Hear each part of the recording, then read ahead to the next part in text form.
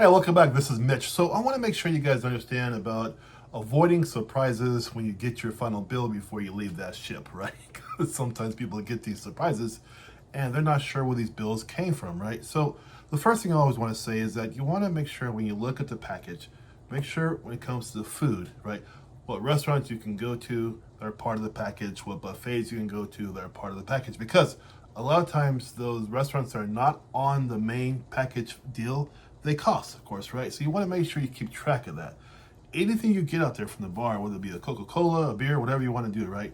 Make sure you track that too, because those things go onto your final bill. So you got to be aware of that. So many people get these surprises at the end of their cruising because they don't understand or they didn't do the research, So before you even set one foot on that ship, before you buy your tickets, understand exactly what's going to go on, right? Number two is the extra dining options. Now, sometimes my wife and I, we would go to a restaurant not on, the main buffet fare or not on the main restaurant area, right? So you pay extra for the food, right?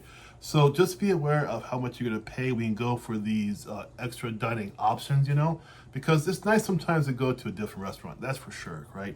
It's a different experience, different clientele, different aura, different everything, right? But sometimes to be different, you pay that because it's not on the main fare you're paying for the cruise itself, right? So just be aware of things like that. Number three is gratuities. Gratuities are typically built in, right? They're typically built into your overall cruise, okay? Now, some people don't want to do that. They want to do their own tipping too. They bring some money with them, so ones or fives, whatever, to tip the people they want to tip as well. So just be aware that the gratuities are built into the overall cruise package.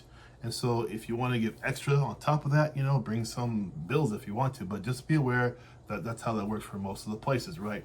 The beverage packages. This is a big deal. Oh, people get kind of frustrated sometimes, or kind of confused, So here's the deal. For us, we don't drink, so you just go for a basic package, simple lemonade, coffee, tea package, very cheap because no alcohol, right? Some of those alcohol packages can really get expensive, Some are like, a couple $100, $300-400, depends on which shipping line you're going to go on, which cruise line you're going to go on, right? But they can get expensive. And also too, some are like equivalent to maybe 15 drinks a day. Man, if you're that kind of drinker, then hey, you'll get your money's worth, right? But if you don't think you could down 10 to 15 drinks a day, you might not want to go that route for your drink package. But of course, that's up to you and what you can handle and what you can't handle, right? You just got to really think about that, Next one is the Wi-Fi and connectivity. For me, when I go on my cruises with my wife, I want to spend time with my wife. I don't want to be on my phone. I don't want to talk to anybody. I want to spend time talking to my wife only because that's our time together, right? So I enjoy not buying the packages. I don't buy Wi-Fi packages, the 10-day, 12-day deal. I don't do it.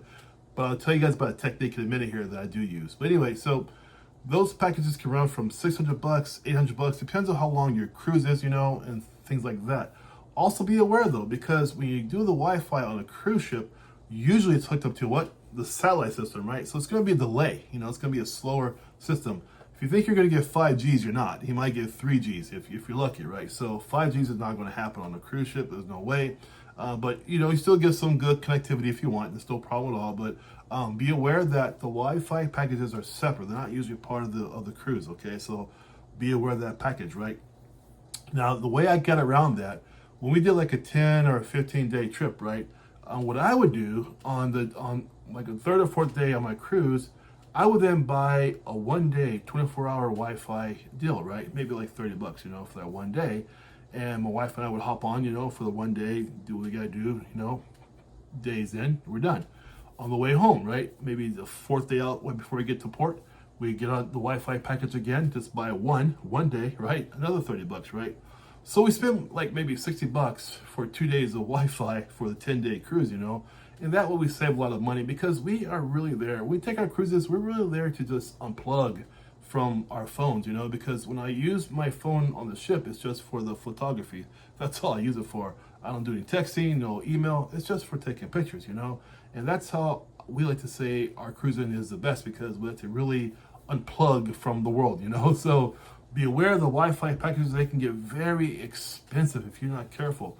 Last one here is excursions. Now, some of the pros out there, some of you guys are pros, you've been doing this for like a long time, you have friends at different ports, or you have certain companies you trust that are not part of the company, the cruise line company, right? Let's take Princess, for example, right?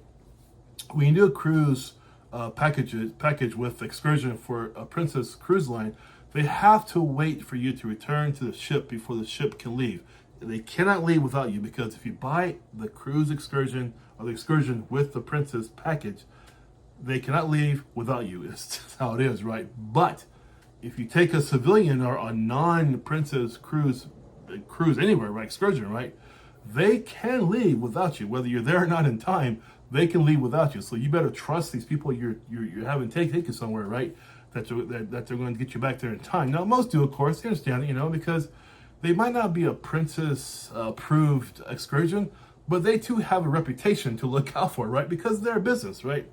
Every business wants to get those 5 stars, right? So you not being returned to your ship in time will probably be a negative 1,000 stars, right? So they know this as well. But let's make sure, the first few times, I would stick with Princess, but the third, fourth time, try them out if you want to, it's no big deal. What we did one time too, we did Turtle. I don't have any, we did Turtle one time. So that was kind of nice too, had a car for 10 hours, it's a really great deal. It was really fun, very, very affordable, so we were free.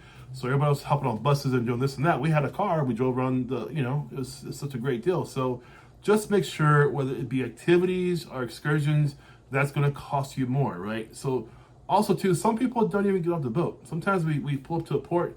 Some people stay on the ship, because they want to hang out there. They don't want to walk around. They don't want to look at stuff. They're just happy on the ship. They just want to cruise, right? So there's all sorts of ways to enjoy your cruise. But the last thing I want to tell you guys is this. Every other day, go down to the purser, go down to the desk and ask them, what's my tally for the day, or what's my cost for the day. You want to get every other day, see how much they're charging, because at that point there, you can talk, say, no, this is wrong, whatever, right? You can refute that charge that day, because what you don't want to do, you don't be on your last day in the morning where everybody's trying to disembark. You're sitting there trying to argue with people about how much you pay this, how much you pay for that. That's silly.